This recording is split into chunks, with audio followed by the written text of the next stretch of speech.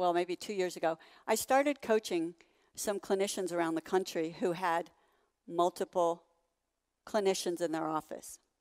So they were therapists who had done those first parts, right? Built the marketing machine. The phone was ringing. They had at least 5 extra hours in their office of available office space. They had enough calls coming in that they could bring in another clinician. And I started, some of you are here, actually, so it's really cool. Raise your hand if you have multiple clinicians in your suite. Okay, so you guys can look around and see. Okay, awesome. So what I started noticing as I was coaching these people was that they really had this business model down. They knew it. And a lot of times at that point, it's really about learning more about being the CEO in the business. We talked about that this morning, and we'll talk more about that throughout the 3 days. But as I was coaching them about the CEO stuff, I started helping them with their finances and knowing their numbers, and I started looking at the numbers. Whoa, okay. So I ran the numbers. So let's just, let's just run the numbers, okay? So if you have 5 extra hours, all right, and let's say you pay your associate $70.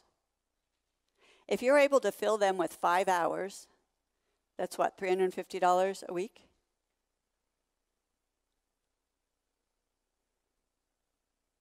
Times 40 weeks, what does that work out to? 14,000? 10 years, you made 140,000. From what? Answering the phone. Giving a client to your associate. Now, yes, there's more involved. But do you see how all of a sudden, now let's say you had 2 associates. Let's say you had 3 associates. Let's say you had 10. Can you begin to see the power of this model? Here's what's so wonderful about that. You are impacting way more people than you could ever impact in the community. You're helping way more people. Plus, your income is exponentially going up. And you talk about income going up without having to do anything. I'm not going to tell you that managing a center is doing nothing, okay? Right? Those of you that are doing it, we know that there's a lot to it. But I can sit at home on a Thursday night and know that there are 7 clients being seen in my center tonight. And I know that that's we make $72 off of every client that comes. The center, makes $72 off of every client that comes in. So can you just imagine, okay? It starts adding up and adding up and adding up over time. Now, a lot of people say, oh, I don't want to bring anybody in because it's all about me. And that is fine. That is totally fine. You get to decide. But when you have that thought, ask yourself, is that the voice in the head telling you can't do it, you don't want to do it? Or is that possibly the nudge that you need to test it out? So I said for about 2 years that I would never, well, with Be a Wealthy Therapist, I said I think for 10 years I would not bring another coach in. And now we have 7 of them. And the impact that we've been able to have, it's extraordinary. And I love that. Same with my therapists. Okay, now we're still growing. I told you earlier that it is not that you're going to build a full practice in 3 months. And we're going to have people sharing with you their stories. And the fact that maybe they did it in 6 months or maybe they did it in a year, that's a bit of an anomaly. It takes time. It takes 2 to 6 years. At 6 years, I did not have a full practice. Okay? The first time. Second time, we're filling because I keep adding clinicians, right? So you're not full. There's never a full point because as soon as the phone still's ringing and your people are getting full, then you just hire another clinician. That's very, very cool. So how do you know if it's right for you? It's right for you if you're okay with money, you've got your business strategy, your empathy map drawn out pretty quickly, not quickly, although I do want that too, okay? But you've got that empathy map so that it feels like it authentically reflects you and your center, okay? And then you have that marketing plan, that client attraction plan that is working so much that the phone is continuing to ring. And that you start tracking. You want to be tracking how many phone calls are you getting a week? How many people are you converting into clients? And you begin to look at those numbers. How many times do you not take on a client because you are full? Start tracking that. And when you get to the point where you're referring out 5 to 7 calls on a weekly basis, and you have 5 hours of office space that's available, then when you're not there, it's time. So you want to talk to your lawyer and your accountant. And the reason you want to talk to your lawyer is you want to find out some of the things, like what type of contract do I need when somebody's coming in? How do we set that up? What can I ask of my person coming in that's legal? So for example, a lot of times people put things in contracts for associates coming in that actually is unenforceable. And you want to know that ahead of time. You talk to your accountant because your accountant can tell you whether it's better to bring somebody on as an employee or a contractor. With employees, you're paying salary and you're paying payroll taxes. With contractors, you're paying money and they're going off and paying their own taxes. All right. There's advantages and disadvantages to both. There is not one that is better. But there might be one that is better for you, and that's why you talk to your attorney and your accountant.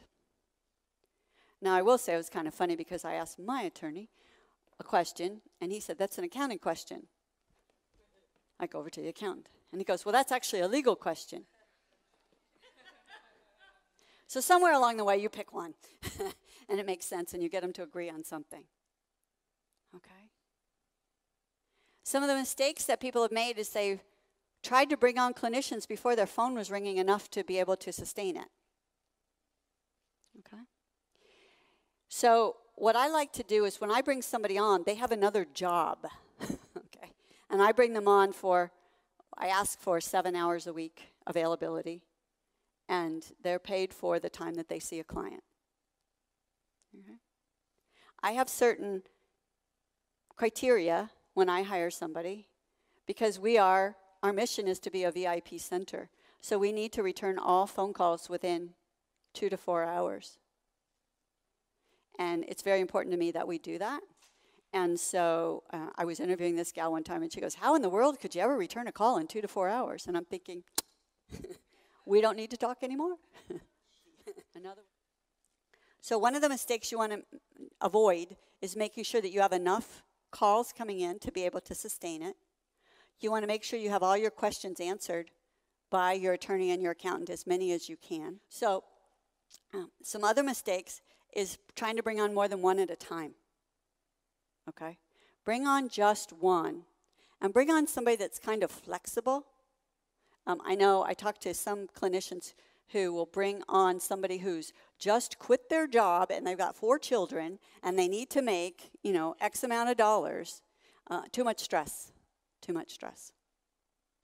And the other mistake I want to tell you is as you move into this role, you need to remember that you are the CEO of the business, and remember that your goal is for the counseling center to grow, not you anymore. So I'll talk with people and they'll say, well, thanks for, I understand that, blah, blah, blah referred you to me, and I'm so sorry. I'm not taking any new clients on right now, but I have this associate, and they're good, all right? You want to come back. I'm like, nobody knows who I am when I answer the phone. I'm the receptionist.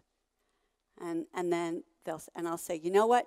They'll say, how much do you charge? That's the opening question. And I'll say, I'm happy to answer that.